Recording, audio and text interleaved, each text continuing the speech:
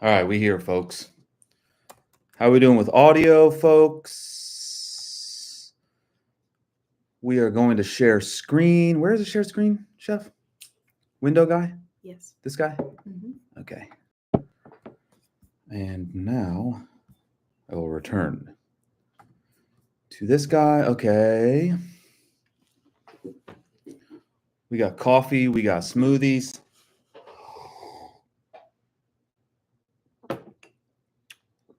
Can everyone hear me? Can I get a little confirmation that the audio is a thing, if possible?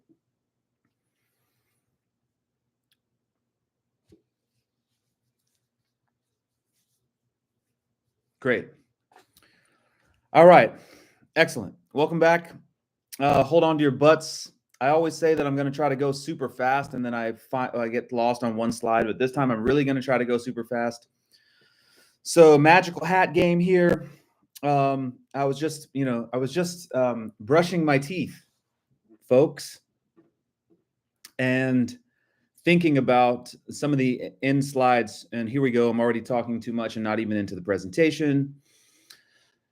I was thinking about some of the end slides, and I was thinking about Lauryn Hill's song, Everything is Everything. And I was like, yeah, it's close, but no. So what we're really going to talk about today, and probably a part two, I would guess we'll probably have to do a part two of this concept. Everything is related to everything. Everything is not everything, because then nothing would be happening. Everything is related to everything. Everything is related to everything, or more specifically, anything that you can observe. Anything that we can observe is related to everything. And that's called shared identity. And so here we go. Whoops, I got this guy. I got this guy. Shared identity. Yes. We talked last week that what we're actually doing with these presentations is building a sadhana. We're building a sadhana. We're building a formal practice in contemporary terms. So that's why the repetition is there, right? Let's say that I were a crazy person. I've been, drawn to the Buddhist world or to the yoga world, and I'm investigating. I'm going to run into formal practice. Right? First, we do this with, body and speech and mind. First, we engage this concept, and we represent our intention to ingest and assimilate the nutrition of the concept by doing some performance of body, by saying some prayer, and then by visualizing something. That's the beginning of a formal practice. And we'll go step by step by step. So that's what we're doing with these slides, actually. And that's why we've started where we've started. And that's why we're, setting them up in an orderly and systematic fashion. Okay. So we're starting from the top. We've been invited to get rid of the word meditation because it's so confusing. Actually, the form of Buddhism that we find most seductive. Whoa, that's cool. Tibetan Buddhism.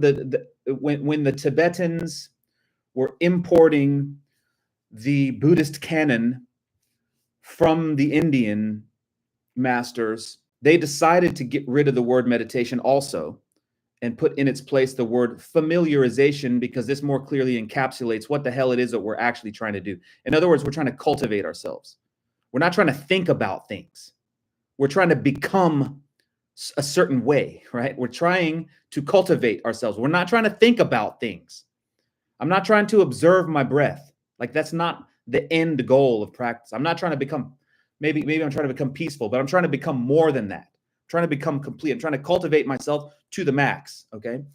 So practice, what practice is becoming familiar with what it is that we're studying and practicing, to the point of becoming so intimate with that principle or concept or practice that we can't tell the difference between the time when we weren't that way, and now, you know, that we are this way, basically becoming so familiar to the point where we are that, we become that, right? So another way to think about, you know, what we're doing is transforming ourselves, or we're recreating recreation. We're trying to develop habits of play, habits of performance, habits of participation, right? And so then slowly, we're working on, you know, I'm working on my crossover. Okay, cool. I'm gonna work on my crossover, and then behind the back, I'm gonna work on my turnaround J. We're slowly integrating these things that we're practicing. And so I have the joke about, you know, I'm gonna meditate on apples. You know, I want to get the nutrition from the apples or from the food. And so I could meditate on apples. You know, I could visualize apples. I could visualize billions of worlds of galaxies full of apples, you know. Or, you know, look, if I wanted to get the nutrition from the apples, right, I could meditate on apples, on appleness, you know. Or I could just go to the store and eat one and digest it and assimilate it and get the nutrition. So that's the point of familiarization. That's why I'm stressing familiarization. In other words, cultivating ourselves in a certain way. In other words, becoming so familiar with the concept that it becomes who we are. It becomes us, right? Okay, so here we go. We were invited to familiarize ourselves with the Dharma compass, you know, the zone of sustainability, the zone of dissipation. We would rather not live in the land that represents a total waste of our time, right? We would rather live in the land that represents 100% return on investment. We've thought about the causes that produce each of those and prevent each of those. Yeah. This cat is pretty heated, bro. Like this cat is heated, yo. But this cat is heated at the wrong things, right? It's okay. This cat is heated, but the anger at self or the shame is directed in the wrong place, right? We should be actually, if we understand cause and effect, that we should be frustrated with ourselves for having the wrong mental processes active, and more so for having an incorrect view of things. Okay. So, all right, here we go, folks. I will also say, I'm going to try to say something explicitly. I think the tradition has tried to say this explicitly, but in our translators, much respect, you know, to the translators, but I want to point something out about, you know, receiving teachings from translators. Receiving teachings from scholars is like having someone tell you about visiting New York, but that person only ever studied New York and like never went to New York and lived there. Okay, there's a difference between getting teachings from scholars and academics and getting teachings from yogis.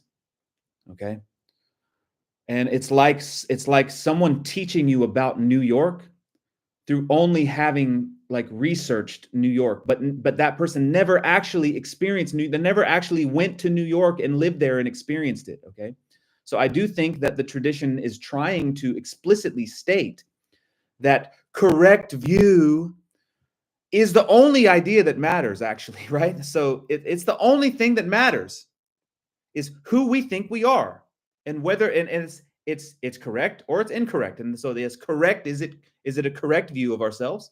Is it a correct view of, you know, the other? Is it a correct view of the experience, or isn't it? Because everything that we want and everything that we want to avoid arises out of or is produced by view, right?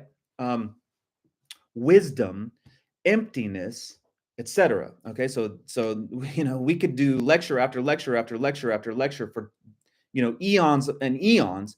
This is the concept that matters. This is the concept that matters. This is the thing. This is the thing. This is the thing. All right.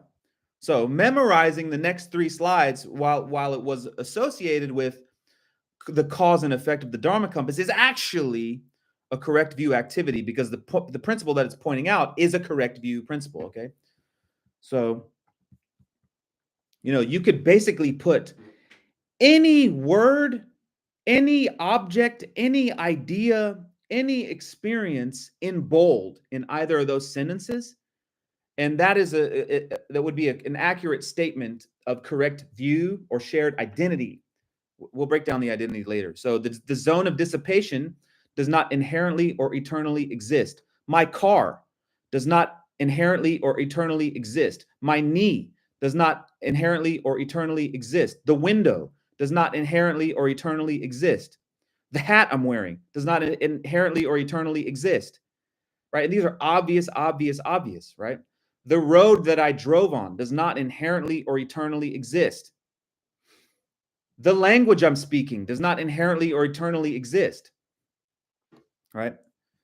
Right. They only come into existence as a result. They only come into existence temporarily. I'm gonna say temporarily, because there is another side of that coin, but for later. They only come into existence as a result of specific action of causes, right? Causes and conditions produce things. If something is there, it's been caused. It's been caused. If something is there, it's been caused, right? And therefore, if something is there, it has causes, but those causes have causes, but those causes have causes, but those causes have causes, but those causes have causes, but those causes have causes, but those causes have causes, but those causes. And that's how everything is related to everything, or that's also why the tradition will say, when you actually look for the window, you can't find the window.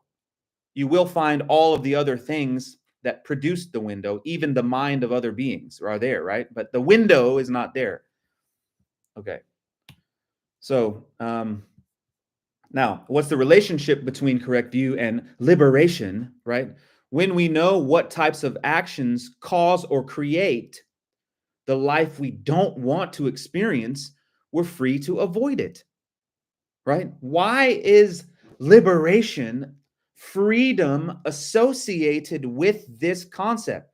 Why is liberation and freedom associated with emptiness? Why is liberation and freedom associated with emptiness? Because when we know what types of actions create the life we don't want to experience, we're free to avoid it. When we know what types of actions create, cause or represent the cause of the life we want to experience, we're free to live that life. We're liberated to live the life we want when we know what produces its opposite. We are liberated to live and experience the life we want when we know what produces the life we don't want. Okay. Right. And one more. If the actions of body and mind that create the life that we don't want are there, we'll experience the life we don't want. Right? If the actions of mind and body, I'm riffing on the concept, obviously. If the actions of mind and body that produce the life we don't want are present in our mental and physical habit patterns, we will experience the life we don't want. I always used to joke about, Bane in The Dark Knight Rises, or that movie, right? That movie. There's the guy who's the owner who like hires Bane or whatever, and like Catwoman tries to come and get something, and he goes, want doesn't get, want doesn't get, want doesn't get, want doesn't get. Manifestation is not a thing unless the actions of mind and body that produce the thing we want to manifest are present. Right? It doesn't matter how badly, how much I want, how much feeling I have associated with something I want or don't want. If the actions of mind and body that produce the thing we don't want are still inside of our mental and physical habit patterns, we will experience the thing we don't want. All right. And then, more trigger warning. Hold on to your butts. I hope I'm not saying anything that hurts someone's feelings. You know, when the light is red, it saves our lives and we're not mad at the red light, right? When the light is red, it literally saves our lives and we don't get mad at the red light. Okay. So trigger warning. This is coming from a place of being as invested in your well-being as I can be. I am that. The three principal aspects. So we're talking about what we're talking about today is one of the three principal aspects that come from Atisha, the man, Atisha. And again, Atisha is begging us. He's like, yo, bro, you keep not getting cake because you don't have the ingredients. I'm begging you, go to the store with your ingredient list and buy the ingredients. That's what Atisha is saying. Please just please follow the recipe. Please follow the recipe. That's what Atisha is saying. I, the yogi, have practiced just that. You who also seek liberation, please cultivate yourself in the same way. And that's what we're talking about, Atisha's teachings. Trigger warning, trigger warning, trigger warning, trigger warning.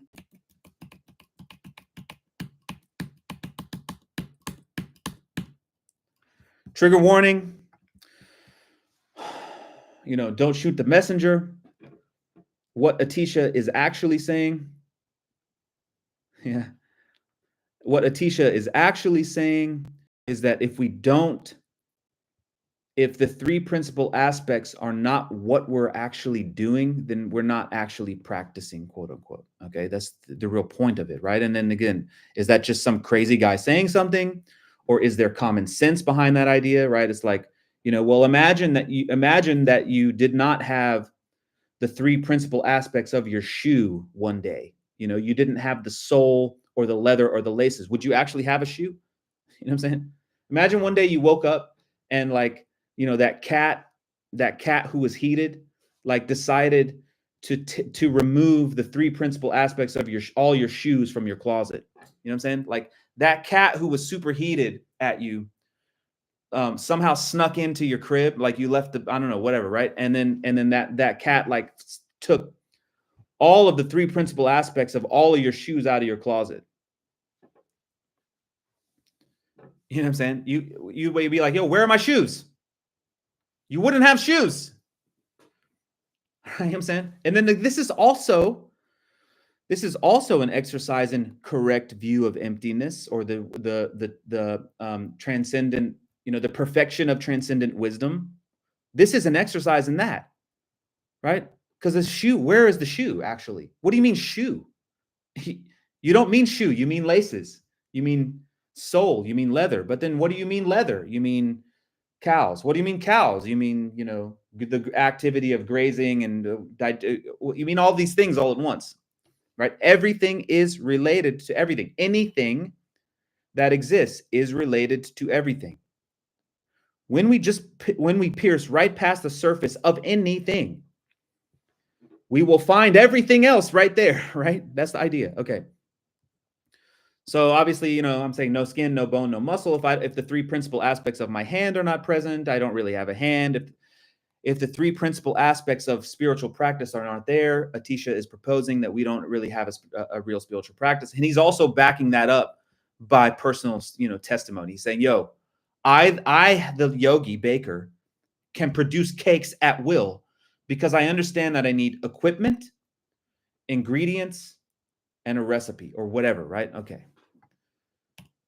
All right. So we're just still reviewing. Okay, we're doing pretty good on time. Still reviewing. Last week we went over the first of the three principal aspects, and that's traditionally known as renunciation, but it's not, I'm going to renounce the world and become a monk. I'm going to renounce the world and live in the Himalayas, although that is fun, and I recommend doing that from time to time. I highly recommend renouncing the world for some extended period of time and going to live in the Himalayas and sit there and look at them. I highly recommend that. Okay, but we're not talking about that renunciation. We're talking about Specifically, we're talking about the determination to be free from the sense that we do not belong here. Magical hat, right? Magical hat. Everything is related to everything. Anything that exists is related to everything else that exists. In other words, all we are surrounded by is our family, and therefore we're at home everywhere, right? Everything is related to everything that exists. Anything that exists is related to everything, and therefore everyone and everything, every phenomena, every event is my relative, and therefore I'm at home everywhere, right? So we're trying to sincere students can see that intellectually and then realize I'm not experiencing that. I don't feel like I belong here, even though I see why I should feel like I belong here. Okay. And so what we're trying to do is make the determination to be free from our sense of not belonging here and not feeling at home and not feeling invested in our family's health, right? And not feeling invested. Live long and hey, family members everywhere, live long and prosper, yo. I got your back. Let's go.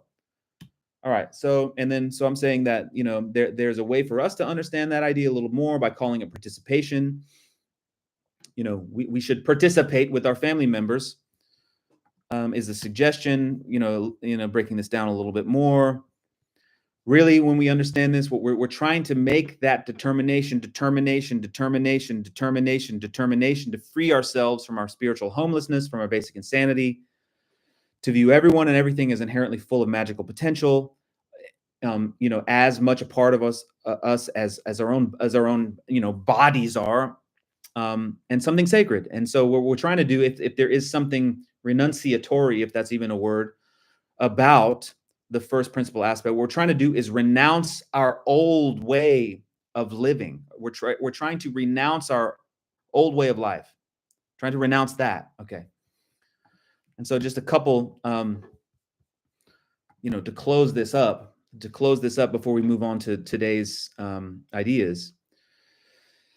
Another way to think of the first principle aspect, if you want to use the traditional word renunciation, or if you want to use a contemporary word participation, is that, what we're experiencing right now is a precious human life endowed with liberty and opportunity. And therefore, let's make the most of it, right? What we're experiencing right now is a precious human life endowed with liberty and opportunity, and may we not waste that, right? What we're experiencing right now is a precious human life endowed with liberty and opportunity, and let us not waste that. And then one more. Red light. Total determination to eradicate our sense of not belonging is, in other words, right? Notice that there's certain things that you really don't want to do that thing, but why? Like, why don't you want to get a job and save money or whatever it is, right? And just to be clear about this also, because this is important. So what are you saying? That I shouldn't have any aversions at all? Like, should I drink bleach and jump off the cliff? No. You know what I'm saying? But what we should do is examine whether or not the aversion, our aversion to bleach versus our aversion to get our lives together in some way, like, is one of those things more or less commonsensical than the other, right? Yes? Okay. So total commitment to eradicate our sense of not belonging here. In other words, also total commitment to eradicate our sense of not being responsible for everything. We used to call this concept global responsibility, right? Again, I'm here, which means I'm related to everything, and I want you to think about, if you have parents or a spouse and you are related, you're sharing a last name, you're sharing a family name. Do you feel responsible? Do you feel responsible? And the other side, so we use responsibility, but we don't understand the actual implication of responsibility is that when there is shared identity, family name, relationality, relativeness, what it means is that person actually can impact your life, has a significant influence on your life, for better or worse. The mood of the spouse, the performance of the kids, the uncle who gets drunk and wants to fight everybody, right? It's like the more closely related we are, the more that the doors of our homes are open to one another. And then when that happens, I mean, alcoholic and whoever is going to try to start, who knows what's going to happen. Someone has access to my bank account. You know what I'm saying? So responsibility, in other words, influence, in other words, it's influence, right? And if we are not actively being diplomatic, negotiating a future, helping guide, or this is also why I'm saying, Dharma, in other words, is leadership, right? Who's going to step up and be the head of the household, right? And take responsibility for the vision and values and performance of the household. Who's going to do that, right? Okay, so that's what we're trying to make a determination to become leaders of our households, in other words, okay? So here we go. Also, familiarization with invitations to drink coffee.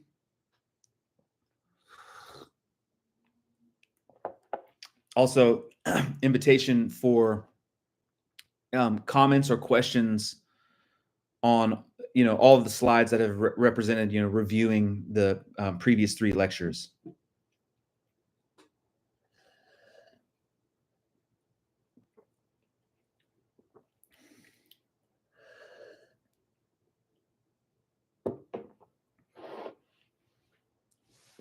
Okay, we'll keep going. Here we go. So last week or whenever, 2 weeks ago, we talked about doing something that is provocative. Okay, so let's address this real quick, and then we will move on to engaging in participation in real time, engaging in other words, how do you actually practice the first principal aspect, right? How do we engage with participation in real time? The first thing is, have you identified, and this is also why I said, that the first principal aspect actually maps directly onto the first of the 4 noble truths, right? Do we have the courage to admit that we don't know for certain who we are, why we're here, where we've come from, and where we're going? Right? Notice that when we start out, we don't know that, and we have belief systems in their place. And I'm going to actually touch this at the end. We have nihilistic belief systems. In other words, that we believe that science tells us that our consciousness is an emergent property of our biology, and then when our biology goes offline, we're nothing, right? That's nihilism. And the other is then the eternalism. Well, what I really am is an eternally existing soul or self, and I'm a spiritual being having a human experience, and the human experience is less than. It actually sucks. So I can't wait to get out of here so that I can live forever in the bliss of heaven, as a soul, as a ghost, as a light ghost, right? And so notice that we generally have one or 2 responses to when we have the courage to admit to ourselves that we don't really know, who we are actually, what the hell is anything is. And one of those responses is the materialistic response or the nihilistic response. We think that, it's just our brain chemistry doing something. And then when the central nervous system dies, we become nothing.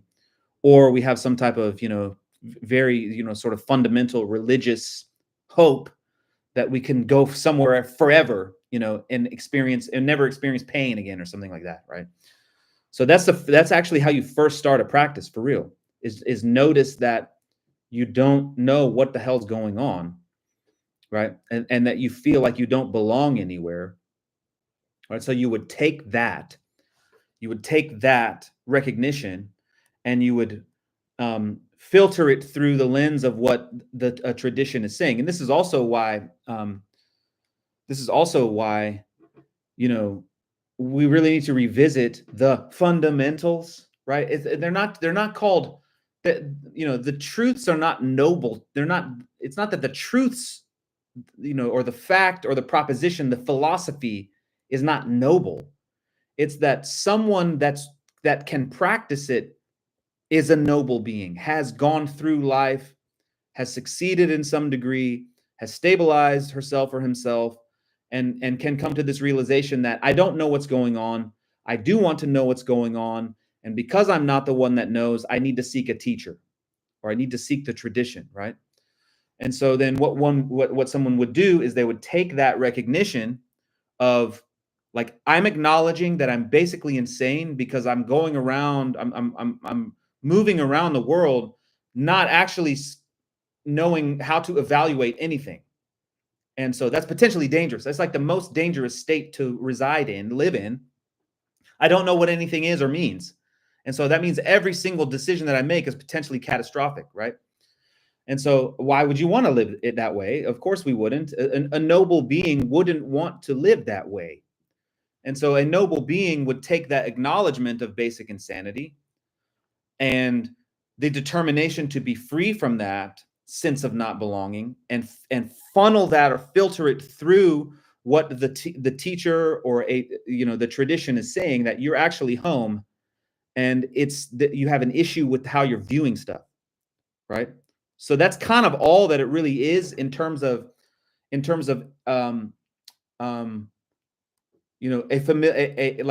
a formal seated familiarization exercise. Is we would make that determination, to be free of that, to recognize that those things are going on, to make a determination to study and practice. And then we would try to go hit the world. You analyze. The second thing is you would really analyze then what things you're not doing, like what you feel really averse to doing, when, especially again, if it's coming from a place that has your best wishes in mind. Why don't you want to stop drinking? Or why don't you want to stop, scrolling, or whatever, right? Like the basic things. Okay. Why don't you want to get a different job? Or why don't you want to quit your job? Or whatever thing that's being offered as an instruction. What is the resistance to that, and how do you grapple with that? Okay. So here we go with correct view of emptiness. Traditionally, it is listed as the third of the three principal aspects, because it actually is the thing that Buddhas discover, or that's the thing that is realized, and so that's why it's positioned last, right? It's like, first you do this, then you do this, then you get the cake, right? And so that's why traditionally they were saying first you do this, then you do this, then you have the revelation of the view that we should be adopting, or we call it sovereign revelation on the Dharma compass. That's the thing that represents us, being born into our potential, let's say. But I feel that when we work with this concept intellectually, it actually gets us there faster. And so I propose that it's the second thing that we should do. And so I just want to kind of touch it from a traditional point of view. Correct view of emptiness, whenever you see that is wisdom, basically, right? Dependent origination, we've gone over. Everything is not everything. Everything is related to everything. Anything that exists is related to everything. That's dependent origination. So that's why it's also called lack of inherent existence. Again, you could say that, the three principal aspects of the shoe. If there's no laces or leather or sole, there's no shoe. The shoe does not eternally exist. It only comes into existence based on causes and conditions. That's what lack of inherent existence means. In New Agey language, we call it interrelationality. We call it interdependence. I think mutual influence is a good way to understand it. Influence and responsibility, two sides of the same coin of identity. Influence and responsibility, two sides of the same coin of identity. Co-arising is another way to think of it. I really think that we should just call it what it is. It's identity, right? I mean, the entire path is about, the revelation of who we are, right? If the initial problem is, I don't know who I am, why I'm here, where I've come from, or where I'm going, then the solution is related to who we are, why we're here, where we're from, and where we're going, right? So it's an identity question at the end of the day. So shared identity naturally emerges from the recognition that any environment or object is included within and composed of other objects and environments, right? Hat had to be caused. Whatever caused it had to be caused. Whatever caused that had to be caused. In order for that cause to have even been a thing, the conditions, had to be there for the cause, right? So just touching this, right? Okay, so kind of beating the horse here. The existence of anything only arises from and is dependent on other objects and environments, and the health of one influences the health of other, right? Because things are connected, that means that one thing can influence the other thing for better or worse, right?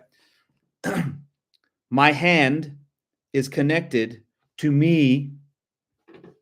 My hand is connected to my body. And therefore, if something happens to the hand, it gets, I burn it on the stove, I feel it, my body feels it. Or to keep it super simple, because my hand is connected to me, when the health of my hand is threatened, I feel it because it's connected. Because it's connected, because it's related, because it's connected and related, because it's connected and related, there is some dependency one on the other. In other words, there's some influence one on the other. And there's also responsibility that emerges out of that, right? When something that I identify as a part of me is threatened, I'm instinctually motivated to relieve the threat at the level of cause. When I recognize that something is a part of me, instinctually I take responsibility for it.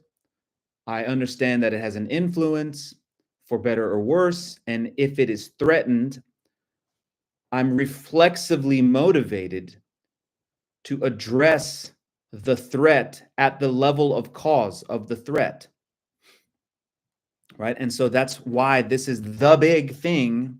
This is like the big thing because it corresponds both to the cause of our basic insanity and the cessation of our basic insanity. In other words, the revelation of identity, or let me say, the non-revelation of identity.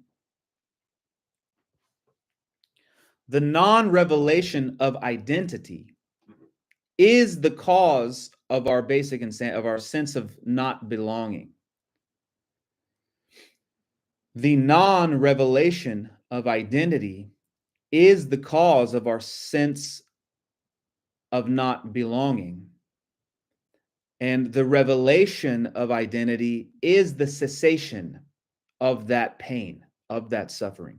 The revelation of identity is the cessation of the pain. I see the question here. I'm going to see what's happening on this. All right, so maybe it falls into this. So what would someone with an identity, who's adopting shared identity be doing? Great. So this is, now we're getting into practice, right? And I'm talking a lot and I'm going fast and I feel good about us being on time, I think.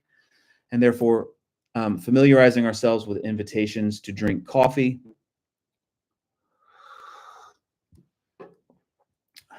What do you mean coffee? You mean water and coffee beans? What do you mean water? Do you mean et cetera, et cetera? Aliens. Okay. So we are talking about how would one rehabituate oneself to act outside in the world, right? So we're talking about now the actual practice of this in the same way we just talked about the practice of renunciation, recognition of our of sense of not belonging, determination to be free of that, and then trying to act in the world, in realistic, common sense, grounded ways that improve our lives. That's it, right? That is participation. Recognition that we don't know what's up, that we need help in the form of a mentor. We want to we want to continue to generate a determination to be free from our not knowing and we're actively seeking grounded, common sense ways to improve our lives. That's participation practice, right? Okay. Now we're talking about how do we practice the how do you practice shared identity, right? Okay, so yeah, and we're putting it here. So how do you know you're practicing it properly, right? Like we could intend. I'm at the gym right now. I'm at the gym. I'm at the gym in my mind or something, right? I'm at the gym in my mind right now, or I'm at the gym. You're like, no, you're not at the gym. You're on YouTube live talking like a crazy person, right? So how do you know? Even if you had the intent, you wanted to do this, how would you know that you're doing it right? In other words, right? So like gravity. How do you know How do you know gravity is active? Because it's invisible, right? You're not sure what the hell is what, but for some reason, the coffee, water and coffee, the cup, the ceramic, the mind of the creator, is still stuck to the table, right? I'm still feeling the effects of this thing. So it makes sense to me that gravity is present in my life right now because I see the effects of gravity. Right. And so that let's say that we aspire to practice shared identity, then we have to be on the lookout for its effects to know that we're practicing it properly. Right. Because it does literally start with an analysis of objects. Right. That's like what the practice starts. I'm analyzing the table. What do you mean table? Right. And essentially you're trying to direct that back to you. What do you mean yourself? Okay. So how do you know you're practicing it properly? Like gravity, you'll feel the effects, right? Okay. And so what are the actual stages or effects of a shared identity practice? How do you know that you will be analyzing reality, or what we used to say, appropriately interpreting my environment? How do I know that I'm appropriately interpreting my environment, right? In other words, if you could boil down, you could distill all the way the practice of shared identity into that question. How do I know that I'm appropriately interpreting my environment? That's it, right? And then you will either be experiencing these four things or you won't, and that will inform us. That will be the indicator, the marks and signs of whether or not we're properly practicing this concept. Okay, so the first indicator or effect of shared identity practice is that we will have empathy for anyone that's suffering. And now why? Right? Because through analysis, I will start to see that if someone is suffering, what that basically, from just saying, okay, so, and also want to pause, selfish hat, right? Maximum selfish hat, radical selfishness hat. Maximum selfish. Maximum selfish. Maximum selfish. Maximum selfish. If my wife is not making a ton of money, that's bad for me. For example, okay. If right, you know what I'm saying? If me as a husband, if I'm broke, that's bad for my household. Okay. Now let's say that, I'm sick or I'm injured or there's something, I'm suffering something, mental illness, addiction, something, right? That has an impact on the local residents of that space. Or, look, it's like, if we always say, if World War III, if someone bombs Raleigh, that's bad, right?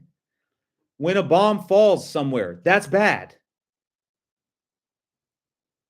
When a bomb falls, that's bad. When natural disasters happen, that's bad. Do we recognize that that has an impact on not only the local environment, but potentially a larger concentric circle environment, potentially a larger concentric circle environment, potentially a larger concentric circle environment, potentially a larger concentric circle environment? If it is true that everything is related to everything, then something bad happening somewhere is bad for everything everywhere. In other words, right? We can also ask ourselves, do we really think that anyone wakes up and wants to have the worst day possible? Probably not. Right? And so we will know that we are appropriately interpreting our environment if we start to feel empathetic for other people's pain. Okay? And then as that happens more and more, we will willingly begin a practice of prayer for everyone's well-being.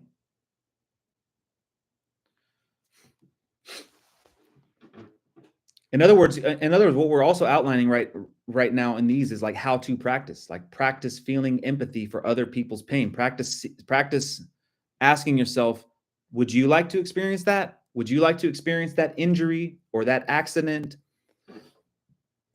or being, being let go from work, or, having a child die, or having a community? Would you like to experience that? Do you think that they want to experience that? Right? Probably not.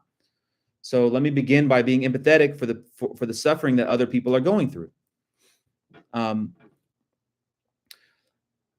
Praying for the well-being of all, something that is a natural byproduct, again, of proper analysis, right? You could look at it from the point of view of commonality. Would I want to experience that? No. Would I want to experience my best possible life? Yes. Do I think my neighbor wants that? Probably. You could look at it from that point of view, or you could look at it from the radical selfishness point of view. The more that my neighbors are, living long and healthy, prosperous lives, the better that is for me, right? The more that the county, the city, the state is prospering, that's better for me. And so let me pray for that outcome, right? So you could look at it from a radical selfishness hat point of view also. You could look at empathy and prayer, the practice of empathy and prayer.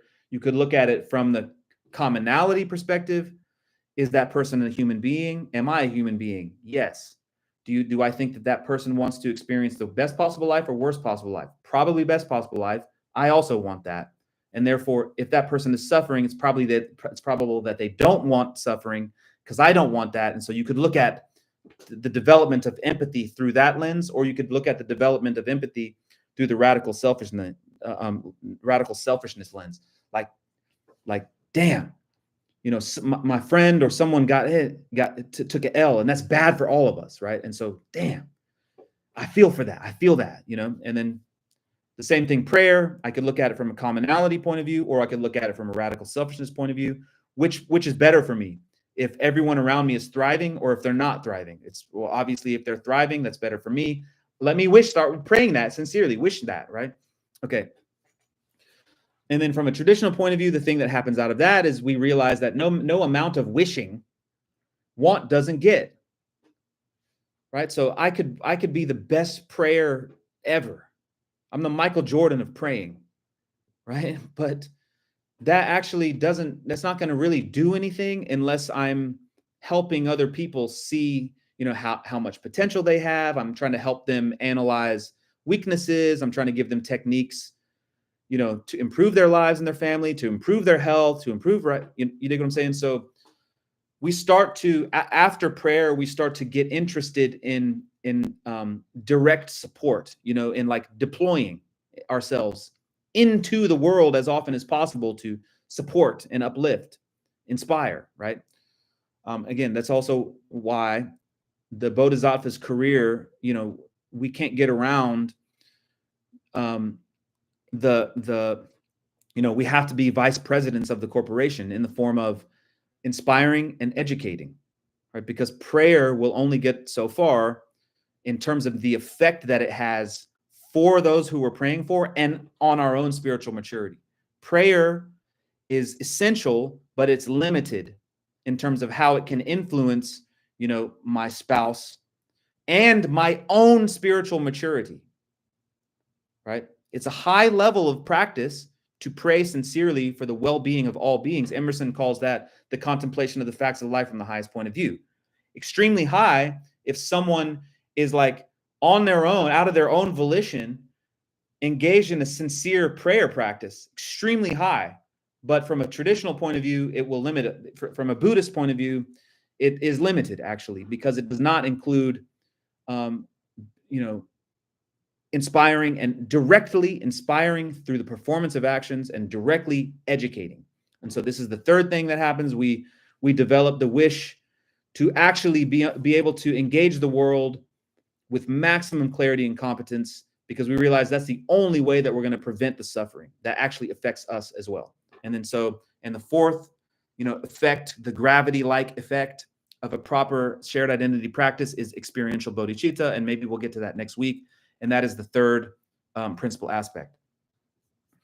All right, we got 2 more slides. We're going to do it, I think, folks. So it's also helpful to know what types of puzzle pieces fit together. So when we're talking about shared identity, or we're talking about emptiness, we're talking about the middle way view, we're talking about wisdom, there are 2 other theories that fit this, that help us stay in shared identity. Everything is related to everything view, right? Shared identity, correct view of emptiness, wisdom, everything is related to everything view. There's 2 supporting or related theories, and you may have heard these, and these can help us help our aim stay true, in other words. Okay, and so I'll touch these briefly, and then maybe we'll open for questions. Okay, so there's a concept called the 2 extremes. These are the extremes of nihilism and eternalism. These are related to what I said earlier about how we react to the admission to ourselves that we don't know what the hell's going on, right? One reaction is the extreme of nihilism. That is, we'll, think that our consciousness is an emergent property of biology, and when our consciousness, the life of the central nervous system, comes to an end, then we become nothing. So that's the extreme of nihilism, that actually nothing, it's just random, or life comes and goes, but as a human being, YOLO. In other words, the extreme of nihilism is YOLO. The extreme of nihilism is YOLO, in other words. Okay. And the extreme of eternalism is, as I said before, I believe that, my body isn't real, or it's not as real as my soul. And when I die, my soul will ascend to heaven, and I'll live there forever. That's a way to understand the extreme of eternalism in Christian terms, or like in yogic terms, that like I'm a yogi of space. Myself, that's way over there in like some celestial realm, or like, whatever realm, heavenly realm, is the real me. And this is just, I'm a spiritual being having a human experience. And like, that's the real me over there. And that's the everlasting me. So those are the 2 extremes. And there's also a theory called the 2 truths that help us keep our eye on the ball in terms of the middle way, correct view of emptiness, shared identity, the 2 truths, the relative truth and the absolute truth. We were thinking about the simplest way to convey these ideas, and so I'm just going to read from the screen. The relative, an effective way to understand the relative truth is that the visible version of our lives, this right now, me on YouTube Live in a body, that's not an illusion. It's not a fantasy. It's not a dream. It's not like doesn't matter, right? The visible version of our lives is real and has consequences. I'm sitting on my computer. It's not a fantasy. It's like it's real and it matters. And simultaneously, there is an invisible version of our lives that's equally as real. The spiritual version of our lives is not more real than the physical version of our lives, right? And another way to understand the absolute truth is like, this is what, Buddhas wake up to. It's a validation and affirmation of total relativity. Everything everywhere from super subtle to super gross is real and has consequences, or what Buddhas wake up to is the absolute truth that everything is related to everything. right? And so this idea is more clearly articulated in how we approach what we call Buddhist anatomy. And so that's coming up. That's an essential concept that's coming up in probably 2 to 3 weeks. Those are the slides we got, folks. We did it on time. I can't believe it. We got 5 minutes. Questions, comments. I'll set a timer. Can you set a timer, Chef, for 30 seconds? That's a lot to digest, but the floor is open if anyone would like to fire away 1 or 2 more times.